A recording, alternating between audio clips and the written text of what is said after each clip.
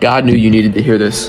Don't be afraid, for I am with you. Don't be discouraged, for I am your God. I will strengthen you and help you. I will uphold you with my victorious right hand. Now let's break this down. What does he start with? Don't be afraid. In fact, did you know that's the most repeated phrase in the Bible? And the Bible says, do not be afraid 365 times, one for each day of the year. God tells us, do not be afraid so many times. Why? Well, he tells you in this verse, he says, don't be afraid because your life is going to be easy. No, he didn't say that. He said, don't be afraid, for I am with you. God never promised you an easy life, but he did promise to be with you in everything you go through. And what's the next verse? Don't be discouraged. So what's the difference between discouragement and being afraid?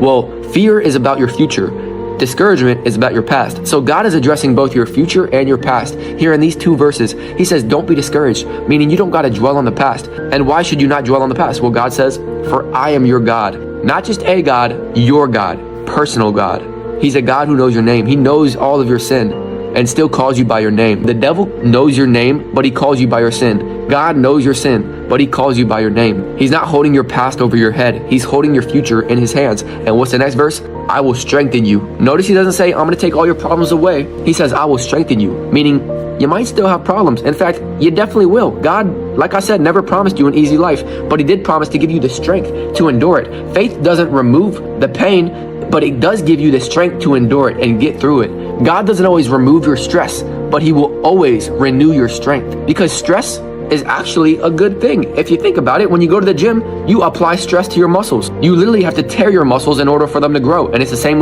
thing with faith. The same way your muscles don't grow without tearing, your faith doesn't grow without testing. Then God says, I will help you. Listen, God is not just a coach yelling from the sidelines, telling you what to do. He's in the game with you. You're never alone in this life. God is always with you, working through you, on you, around you, for you. And then he says, I will hold you up with my victorious right hand. And I love that, because the fact that you're here today watching this video, God has carried you your entire life. You ever look back at a season of your life and you're like, man, how did I make it through that?